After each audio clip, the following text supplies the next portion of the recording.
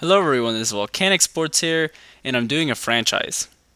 What? I'm doing a franchise? Didn't I say I wasn't going to do one in the last road of the show? Never mind that. Well, I'm doing a franchise, and right now I'm kind of looking like an idiot because I'm loading my saves and not actually making a new one. Okay, there I am. So, I'm doing the Detroit Tigers, and I looked up the standings, and Detroit Tigers are basically the good team to do in this franchise because they're right on the edge, and maybe a couple trades can finally put them over the top.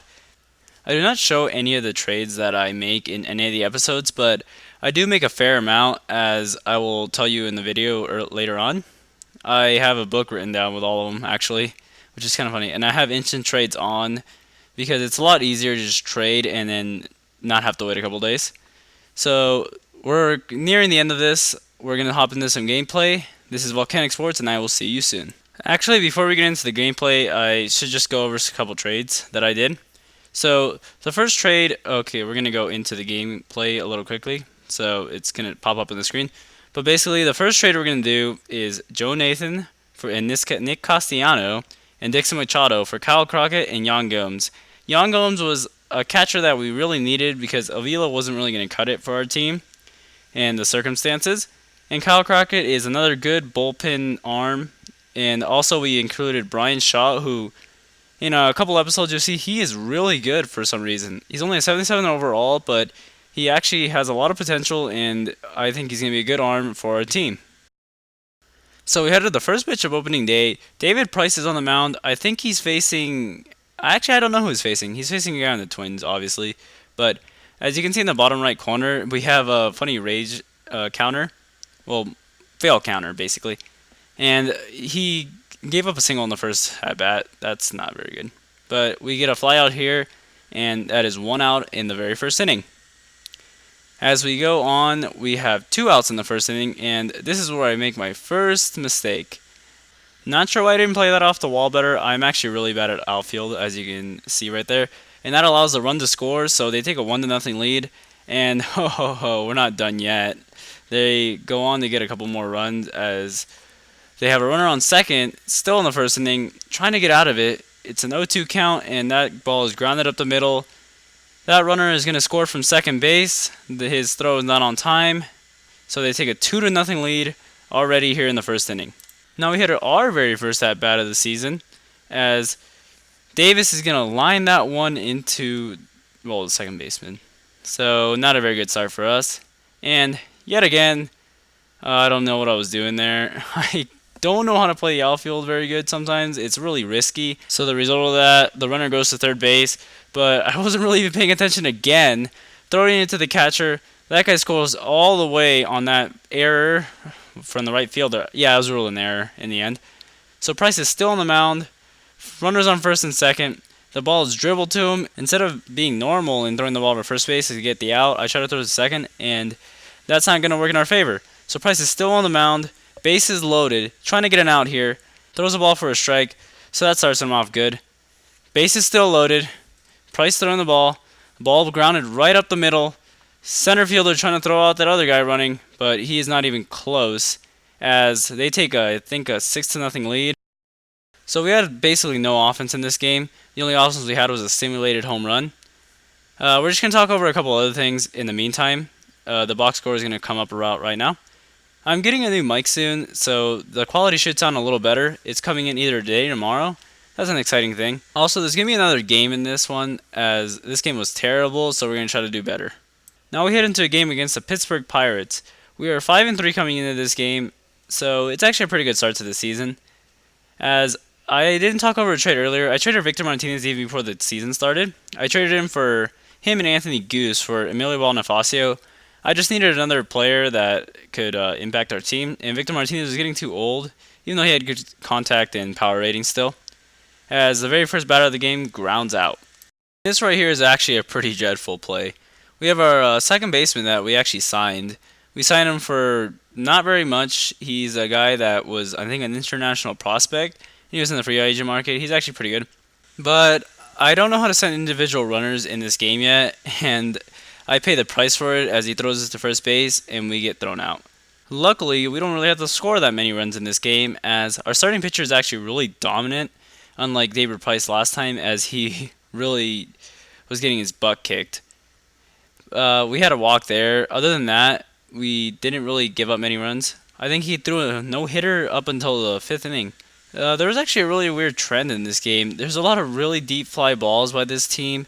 Well, most of them didn't really do anything, except for one that you will see later on in this game, as we have another strikeout there. I think that was Andrew McCutcheon, or maybe that's later on in the game.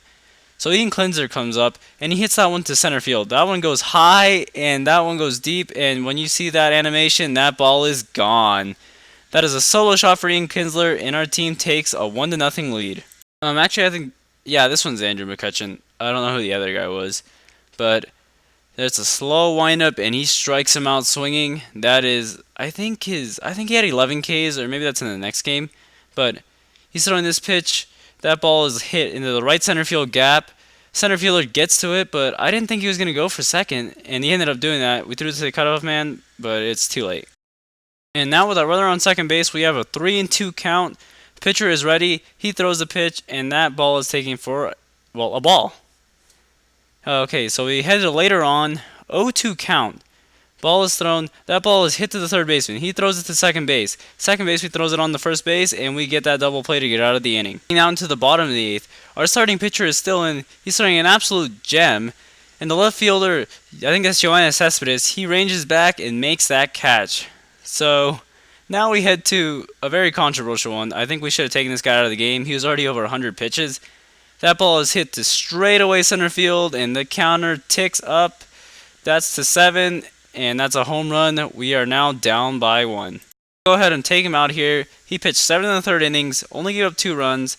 I didn't see the strikeouts. We'll see in the box score later on. But he pitched a great game. I think we just left him in too long. If we had taken him out, he probably wouldn't have given him any runs. To the top of the 9th inning, this is probably our last chance. We have our heart of the lineup, and Ian Kinsler strikes out swinging. That is 1 out. So Miguel Cabrera comes up. This is a guy that we really would want up. He hits that one to right field. That ball goes down, but Miguel Cabrera is not that fast, and we see that there. He only gets to first base.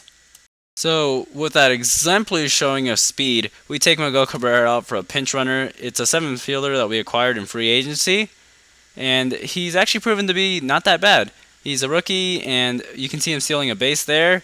So now we have a runner on second base for Yoenis Cespedes. Can he be the hero? Can he tie this game up? No, he dribbles that one to the pitcher. Pitcher throws, and we are down to our final out. So with JD Martinez up, our final chance, 2 strikes, hits that one up the middle. That will bring in the run, and we will be heading to a bottom of the 9th inning, trying to keep this game tied. Brian Shaw in the game, as we brought him in the bottom of the 8th inning, he comes in, he strikes out a man, and he sends this game to the top of the 10th, but we didn't do anything in the top of the 10th. Another reliever because we had a pinch hit for Shaw, and he walks the very first man he faces. So now there's a runner on second base after a sacrifice bunt, but he gets him to go down swinging. With probably the Pirates' most dangerous batter up at the plate, we are trying to retire him, and we throw an inside pitch, and that strikes him out. We will be heading to the top of the 11th inning.